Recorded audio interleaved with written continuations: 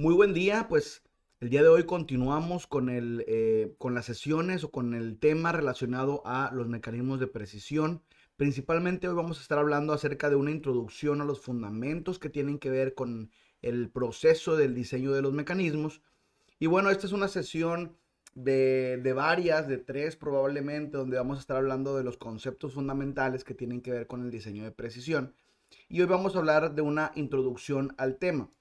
Inicialmente, los mecanismos de precisión se relacionan en gran manera con lo que tiene que ver con la mecatrónica, porque si bien recordamos que la mecatrónica es un área de la ingeniería donde integramos diferentes disciplinas que surge como una necesidad de aprovechar al máximo las ventajas o los beneficios de diferentes ramas, en el área de los mecanismos de precisión eso también ocurre. Los mecanismos por sí solos son un área, como ya lo hemos estado viendo, de la física, de la mecánica, donde buscamos transmitir fuerzas, movimientos, pero cuando nosotros integramos más áreas como la zona electrónica, como es el control, como lo son las programaciones, podemos lograr diseños de mecanismos con mayor fiabilidad, que es lo que se conoce como precisión. Ahora, yo creo que la mayoría de nosotros hemos visto el diagrama, este diagrama que vemos en este círculo, donde podemos ver cómo se integran las diferentes áreas en un concepto llamado mecatrónica. Por lo general, y dependiendo de los autores que nosotros evaluemos, vamos a encontrar que la mecatrónica es la combinación de las áreas de la electrónica, de la mecánica y de las ciencias computacionales, o dividido en computación y sistemas de control, integrados en un solo sistema. Y podemos encontrar también que hay combinaciones entre cada una de estas áreas, donde nosotros podemos utilizar la parte de la electromecánica, si combinamos la electrónica con los mecanismos, los sistemas de diseño asistido por computadoras, si combinamos los sistemas computacionales con los sistemas mecánicos, la parte de la electrónica y el control, si combinamos la electrónica con los sistemas, la parte de las computadoras con los sistemas digitales, con los sistemas de control digitales, ¿sí? Y podemos hacer combinaciones entre cada uno de ellos y a partir de aquí aplicarlos a diferentes áreas como la automotriz, aeroespacial, médica, etcétera, etcétera, ¿no? Entonces, esto no es la excepción en la parte de los mecanismos de precisión. Si nosotros vemos acá en este lado el tema de los modelos multidisciplinarios en el área de ingeniería, podemos observar que similar a lo que vemos en la parte derecha, lo que ocurre es que comenzamos a hacer mezclas o combinaciones entre sistemas físicos, mecánica, fluidos, térmica, química, electrónica, biomédica, civil, aplicando elementos que pueden hacer mediciones, como es la instrumentación, ¿sí? Para convertir señales a un sistema que pueda ser procesado por un sistema computacional, en un sistema de software o de electrónica, y finalmente que esto nos dé una señal de retroalimentación por un actuador que genere una energía o un módulo de poder para manipular esta señal. Si esto lo viéramos similar a un diagrama de control, por ejemplo, de lazo cerrado, tiene que ver con un proceso que estamos controlando, un sensor que nos está dando la evaluación, un controlador que está procesando la señal y está metiendo una señal a un actuador que a su vez retroalimenta la señal física, la modifica y vuelve a ocurrir este proceso. Entonces, ¿qué es lo que ocurre aquí? El proceso, sí, es lo que nosotros estamos tratando de controlar, es lo que está llamando nuestra atención. En este caso, ¿qué sería? Pues el movimiento, la fuerza que queremos manipular. El sensor nos da una lectura de qué es lo que está pasando. Nos dice cuál es el estatus de lo que nosotros queremos evaluar de nuestro sistema. Nuestro sistema computacional realiza los cálculos en tiempo real y además de hacer esto, toma las decisiones de qué es lo que se debe hacer para llegar a cierto resultado. Finalmente, el actuador es el que hace que las cosas sucedan. Es el que hace o perturba el sistema de manera que se pueda relacionar o que se pueda eh, asemejar o acercar a los procesos que nosotros estamos buscando o a los resultados que nosotros estamos buscando. ¿Qué quiere decir esto? Estamos hablando de un sistema. Un mecanismo de precisión es un sistema que tiene como proceso una fuerza o un movimiento, ¿sí? Manipularlo, pero que comienza a ser un sistema de precisión o de mayor precisión cuando comenzamos a integrar sistemas como la instrumentación, como la computación, como los actuadores. Evidentemente, siempre y cuando estos, ¿sí? Estos actuadores estén reaccionando a cálculos y correcciones a partir de la medición y el cálculo que hace el sistema. ¿Por qué? ¿Por qué explico esto? Porque hay sistemas mecánicos que también funcionan con actuadores. De hecho, todos los sistemas mecánicos funcionan con actuadores. Si bien puede ser un sistema manual, que el actuador sea una persona, también tenemos sistemas que funcionan a través de motores, pero manejados de forma manual también. Por lo tanto, esto hace que la resolución, la precisión y la repetibilidad que tiene el sistema dependa de las habilidades del operario. Y lo que nosotros buscamos cuando diseñamos mecanismos de precisión es que estos sean completamente estables en el aspecto de que siempre tengan un resultado correcto, un resultado constante y a una buena definición. Y esto, cuando está siendo operado por un humano, es complicado. No quiere decir que no sea posible, pero depende de otros factores. Depende del factor cansancio, de la atención, de si comió bien, si se siente bien, de salud, de la habilidad y de la experiencia, de muchos factores que vuelven más complejo la eficiencia del proceso. Sin embargo, cuando tú lo automatizas, la posibilidad de error es menor. ¿Sí? Porque todo está siendo procesado por una computadora que no tiene una tendencia a cansarse, a cometer errores, a cometer cálculos incorrectos. Y esta es la ventaja que se tiene en los sistemas automatizados. Ahora, entrando un poquito al tema de los fundamentos, hay diferentes puntos que vamos a ver en la introducción el día de hoy.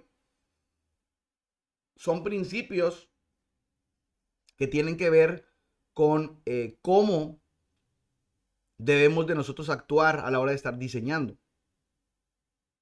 Son principios que se van estableciendo a lo largo del tiempo con las recomendaciones que surgen de los expertos en el área de diseño de mecanismos. ¿Sí? Y vamos a empezar.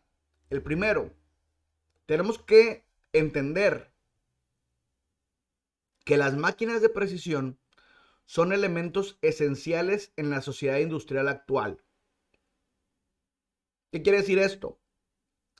Que la diferencia, por ejemplo, entre las diferentes revoluciones industriales que han existido en la historia, a hoy en día, que estamos en la cuarta revolución industrial, ¿sí? En la primera revolución industrial comienza a surgir la industria, ¿sí? Comienza a surgir el tema de la ingeniería, de las especialidades, ¿sí?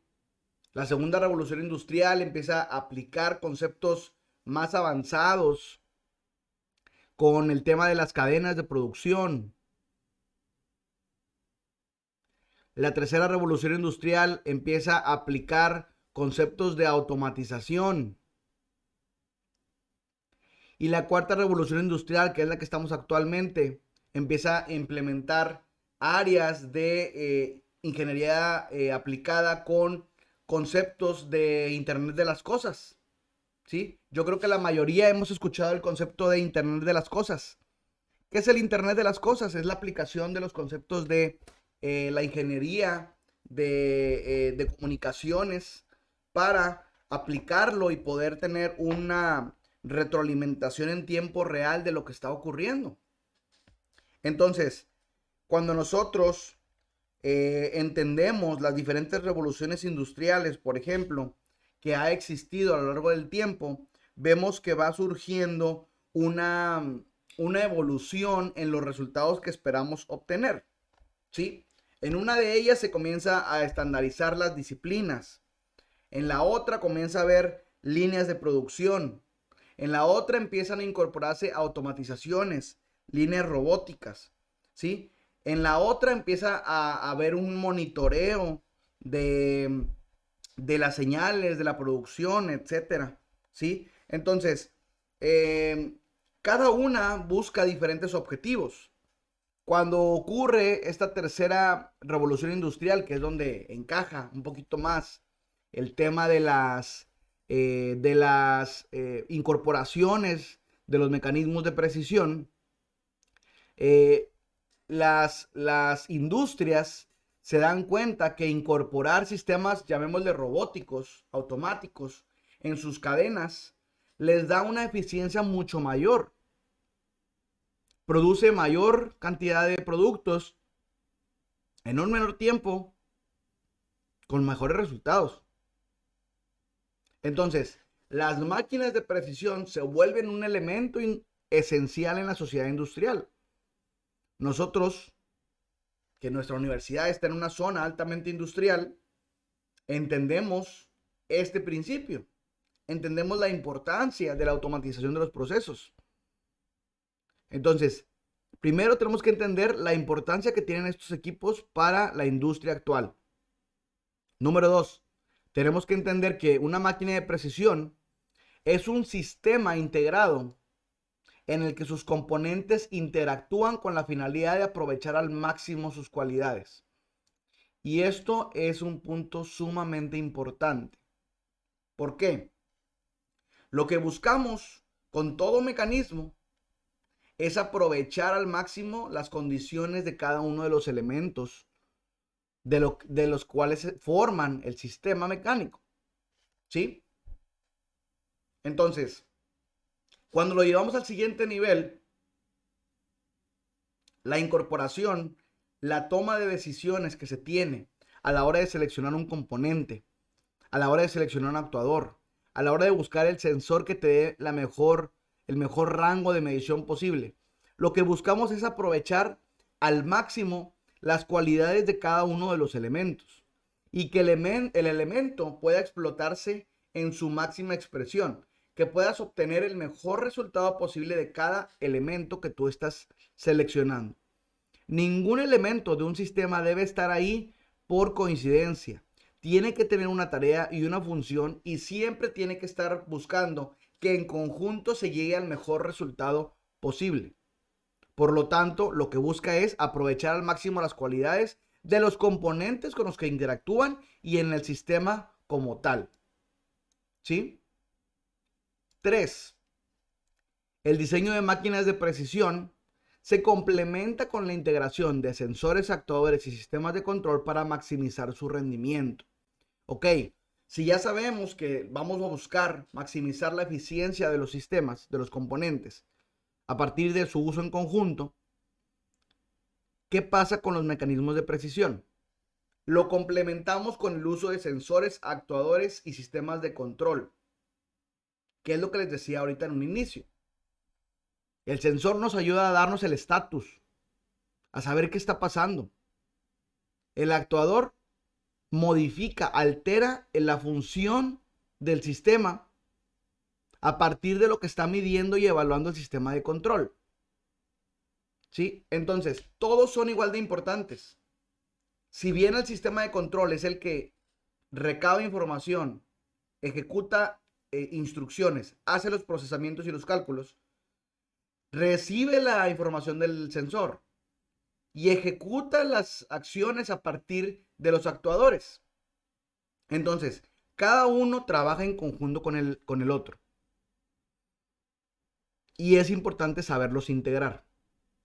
Más adelante vamos a ver temas específicos de los sensores, cuáles existen, qué ventajas tienen, qué desventajas, puntos a tomar en cuenta, actuadores, etc. Pero hoy es importante que entiendan la importancia que tiene el conjunto, cada elemento. 4. El diseño es una mezcla de análisis y pensamiento creativo. ¿Sí? El resolver problemas es una tarea creativa. ¿Sí? ¿Qué tiene que ver la creatividad? ¿De dónde proviene el tema de la creatividad? De la creación de soluciones. ¿Sí? La creatividad tiene que ver con el concepto de crear soluciones. Incluso el concepto de ingeniería tiene que ver con la creación de máquinas que al final todo producto que se produce tiene la finalidad de resolver una necesidad. Entonces, como ingenieros, nosotros tenemos que tener una creatividad que nos permita producir soluciones a necesidades. ¿Sí? Y el diseño es el resultado de tener la capacidad de analizar la necesidad, entender los conceptos y aplicarlos en una solución. ¿Ok? Y esto nos enlaza al quinto fundamento. Los ingenieros en diseño tenemos que tener la capacidad de observar para generar propuestas que sean mejores que nuestra competencia. El mundo es una competencia constante. Cuando tú identificas una necesidad, más personas la identifican. De hecho, por lo general, la necesidad tiene que ser identificada por la persona que está en el problema. Y hay áreas específicas que se dedican a solucionar necesidades.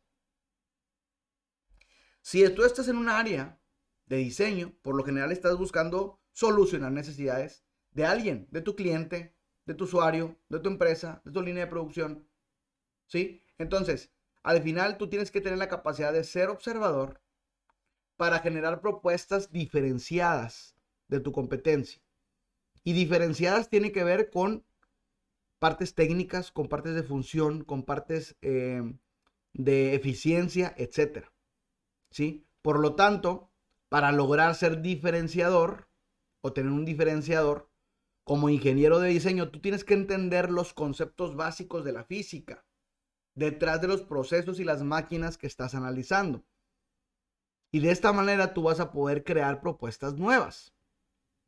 Por eso empezamos el curso hablando de los conceptos fundamentales, recordando los conceptos fundamentales, porque estos son importantes a la hora de proponer.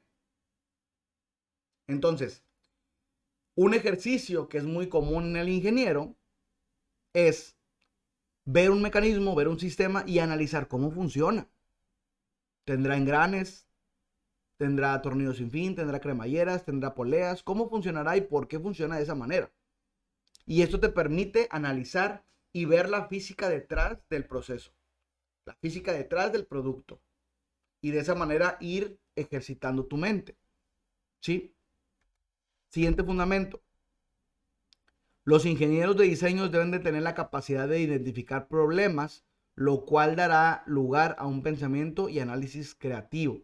Es decir, tú tienes que tener la capacidad de tener un pensamiento creativo y crítico, pero si no tienes la capacidad de identificar la necesidad puntual, no vas a llegar a ningún lado.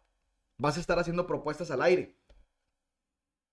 Vas a desarrollar sistemas complejos, mecanismos innovadores, y luego vas a andar buscando dónde aplicarlos. Así no funciona. ¿Sí? Así no funciona. Funciona al revés. Funciona. ¿Qué necesidad hay y cómo la soluciono? No. Aquí hay una solución para un problema. ¿Cuál problema? No sé, pero vamos a buscarlo. Así no funciona. Habrá ocasiones en las que encuentres algo que funcione para otras cosas de forma secundaria, pero son raras las veces que va a suceder esto. ¿Sí? Entonces, además de proponer soluciones, tienes que tener la capacidad de identificar lo que tu cliente necesita. ¿Quién es tu cliente? Tu empresa, la persona a la que le vendes, a la persona que te contrató. ¿Sí? Y tienes que entender que no siempre el cliente sabe lo que necesita. ¿Qué quiere decir esto? Que es muy raro que el cliente vaya a llegar contigo y te vaya a decir, oye, ocupo esto así, así, así, con tales medidas, tal mecanismo, tal sistema. Si fuera así, tú estarías ejecutando solamente como un técnico. Lo que la gente busca de ti es tu expertise, tu especialidad. Que él llegue con su problema y tú le digas qué es lo que él necesita para resolverlo, porque tú eres el experto. Si él fuera experto, solucionaría su necesidad sin ningún problema. Contrata un soldador, contrata un técnico, un instrumentista y ya. Pero no, está acercándose con un especialista, con un ingeniero de diseño, porque busca su respuesta. ¿Ok? Y esto nos lleva a 4 recomendaciones. Primera, asocia lo que ves con lo que sabes. Ejercita tu mente. Siempre busca analizar lo que estás viendo. Busca encontrar la forma en que tú puedas evaluar los sistemas que ves en tu entorno, ¿sí? Con lo que tú conoces y cómo funciona. 2. Cuando observes una máquina o una estructura, intenta ver los principios fundamentales en acción o falta. ¿Qué quiere decir esto? Cuando tú veas algo, no solamente asocia lo que tú conoces, sino intenta observar qué principios o qué fundamentos son los que llevaron al ingeniero que diseñó ese producto a hacerlo de esa manera, ¿sí? Si tú logras entender y relacionar eso, vas a empezar a ejercitarte. Y cuando tengas problemas que tengas que solucionar, vas a empezar a relacionar las condiciones que tú ya aprendiste y que ya observaste. ¿Sí? 4. Genera rápidamente estrategias y conceptos con mayor viabilidad, que sean posibles, que estén dentro de tu tiempo, de tu rango de presupuesto, de tu rango de capacidad, de contactos, etcétera. ¿Sí? Entre más rápido establezcas un plan, más rápido tienes la posibilidad de ejecutarlo. ¿Sí? Y finalmente, evaluar críticamente otras máquinas y componentes. Esto, muy similar a lo que hablábamos al inicio, te va a permitir encontrar también no nada más las cosas buenas, sino qué tú harías diferente, qué le cambiarías, qué deficiencias tiene. Y eso te va a ir ejercitando tu capacidad no solamente de asociar lo que sabes con lo que ves, de ver los principios fundamentales en una máquina, sino de saber qué se podría mejorar. Tal vez tú estás analizando una máquina de los 80s y en esa época no existía lo que hoy existe. Y esa es la razón por la cual no lo hicieron así. Pero hoy que tú ya tienes un abanico de posibilidades diferentes, aplícalo. Evalúa críticamente. ¿Qué cambiarías? ¿Qué modificarías? ¿Ok? Y finalmente, para cerrar con la introducción de los fundamentos. En la pantalla pongo una imagen. Es una impresora. Vamos a hacer el ejercicio. Vamos a aplicar las recomendaciones. ¿Sí? Asocia lo que ves con lo que sabes. Vamos a ver qué podemos asociar de lo que sabemos con lo que estamos viendo. Vamos a hacer el ejercicio. Déjenme poner aquí el puntero y vamos analizando. ¿Qué es lo que podemos analizar aquí? Bueno, pues inicialmente podemos observar que tenemos un sistema de 3 ejes. Hay un eje que se mueve de forma horizontal, ¿sí? Un eje es el que se mueve a lo largo y un eje que se mueve a lo alto, ¿sí? Que si fuera un plano cartesiano, que de hecho es un plano cartesiano, analizaríamos esto como X, Y y Z, ¿sí? ¿Qué más podemos observar? ¿Qué más podemos asociar de lo que nosotros sabemos? Bueno, pues sabemos que tenemos aquí unas guías. Podemos ver unas guías. Podemos ver unos rodamientos lineales para disminuir la fricción que hay en este sistema. Podemos observar que hay 2 motores en el eje Z que seguramente se mueven de forma paralela con un tornillo sin fin. Podemos observar que el eje X solamente tiene un solo motor con una banda dentada plástica, ¿sí? Podemos evaluar que aquí hay unos ventiladores, una fuente de poder, un sistema de control, ¿sí? Otra fuente de poder. Esto quiere decir que de alguna manera se está consumiendo mucha energía. Estamos haciendo asociando lo que sé con lo que veo, solamente, ¿sí? Veo ejes, bandas, motores, rodamientos lineales, ¿sí? Ahora, el punto 2, cuando observamos una máquina, vamos a tratar de ver los principios fundamentales de acción. Ah, bueno, ¿qué me dice esta máquina? Aquí abajo trabaja con banda, aquí trabaja con banda, aquí trabaja con tornillos sin fin. ¿Qué es lo que puedo yo analizar de las fuentes? Bueno, pues de entrada tenemos ejes que lideran la fricción, pero tenemos movimientos con bandas plásticas. ¿Qué me dice esto? Que el torque requerido no es tanto, que la fuerza que se tiene que generar aquí no es tanta, ni acá. Seguramente lo que va a cargar es pequeño, ¿sí?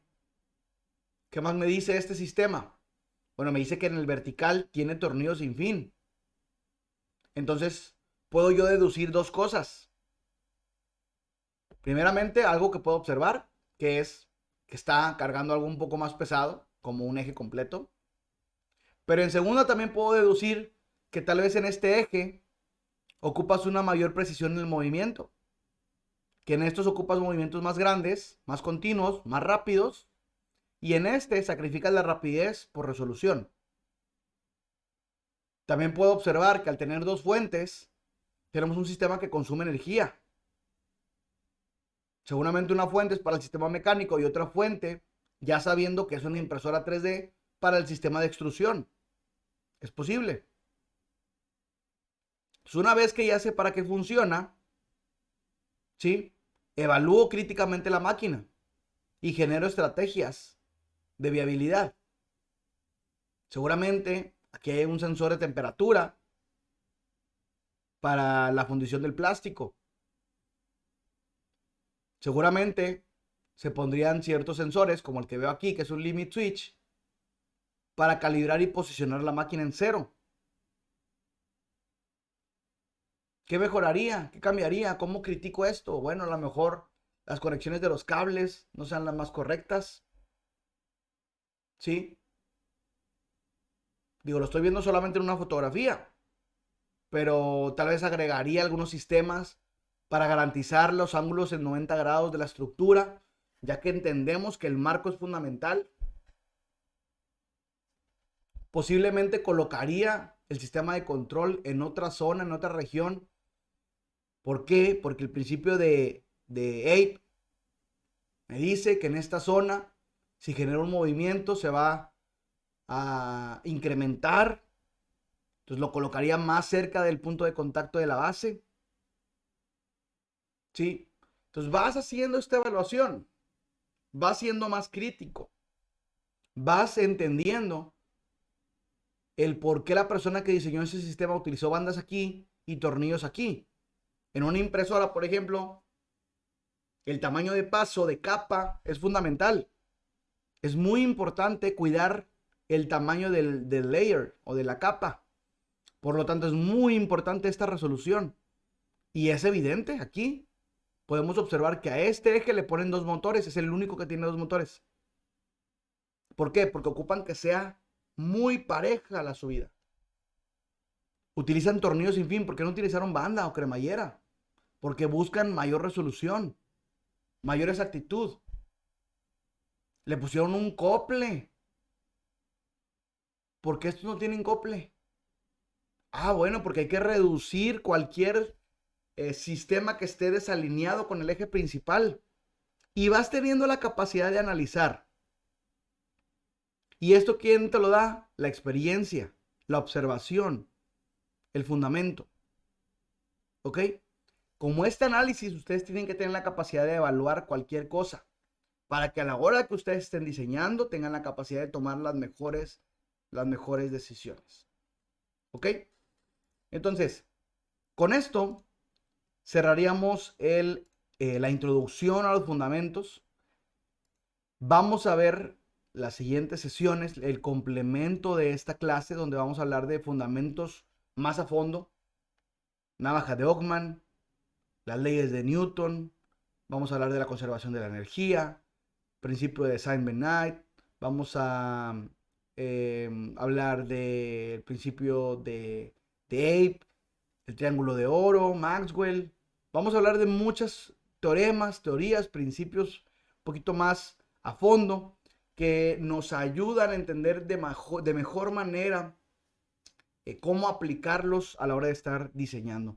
Porque diseñar, como ya les he venido explicando, no tiene que ver con crear cosas completamente disruptivas, sino de tomar las mejores decisiones, seleccionar los mejores componentes, saber dónde, cuál, dónde no, dónde colocarlo, cómo instalarlo, etcétera.